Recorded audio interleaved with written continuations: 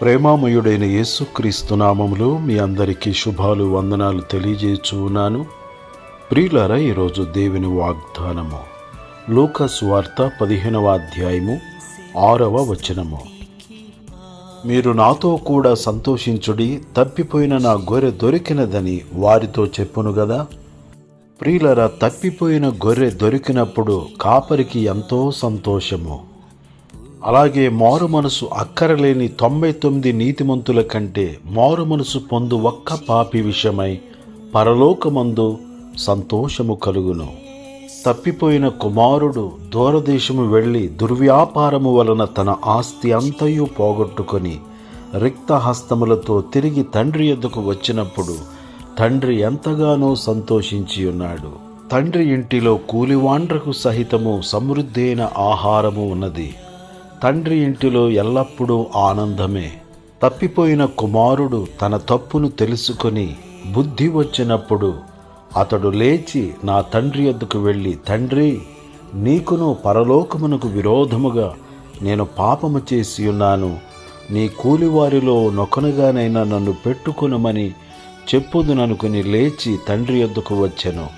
తండ్రి ఆ కుమారుని చూచి దూరము నుండి పరిగెత్తుకుని వచ్చి ఆ కుమారుని కౌగలించుకొని ముద్దు పెట్టుకొని ఇంటికి తీసుకుని వెళ్ళి ప్రశస్త వస్త్రము తొడిగించి పాదములకు చెప్పులను చేతికి ఉంగరమును పెట్టి సింహాసనమందు కూర్చుండబెట్టి గొప్ప విందు చేసి, నా కుమారుడు తప్పిపోయి దొరికెను, చనిపోయి బ్రతికెను గనుక మనము సంతోషపడి ఆనందించుదుముగాక అని చెప్పి ఉన్నాడు. ప్రియ సహోదరి సహోదరుడా, మీ పాపములను ఒప్పుకొని మారు మనసు పొంది తండ్రి ఇంటికి, తండ్రి సన్నిధికి, దేవుని మందిరమునకు మనము వచ్చినప్పుడు దేవుడు ఎంతగానో సంతోషించు దేవుడై ఉన్నాడు. పరమ తండ్రిగా ఆయన సంతోషించి పాపము ద్వారా మనము కోల్పోయిన రక్షణ భాగ్యమును, సహవాసమును, సమృద్ధిని, సంతోషమును, సకల ఆశీర్వాదములను అనుగ్రహించి ఆనంద సంతోషములతో నింపు దేవుడై ఉన్నాడు. తండ్రి ఇంటిలో ఆనందించుచు, ఆయననే ఆరాధించుచు, ఆయన మాట ప్రకారముగా జీవించుచు, ఆయనకు ప్రియముగా జీవించి అద్భుతమైన ఆశీర్వాదములను పొందుకొని అనేకులకు ఆశీర్వాద కారకులుగా జీవించుదుముగాక. దేవుడి మాటలు మన కొరకు దీవించునుగాక. ఆమేన్. పరలోకమందున్న మా తండ్రి, నీకు వందనాలు చెల్లిస్తూ ఉన్నాము.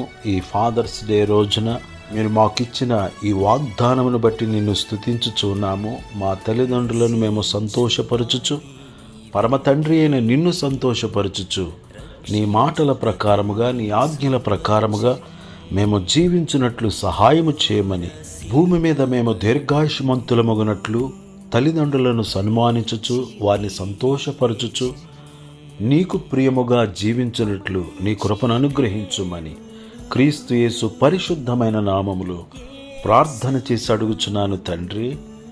ఆమేన్. మంచి దేవుడు యేసునాథుడు, హల్లెలూయా హల్లెలూయా హల్లెలూయా హల్లెలూయా హల్లెలూయా హల్లెలూయా హల్లెలూయా హల్లెలూయా.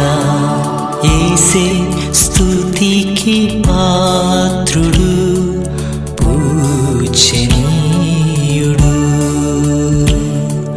యేసే స్తుతికి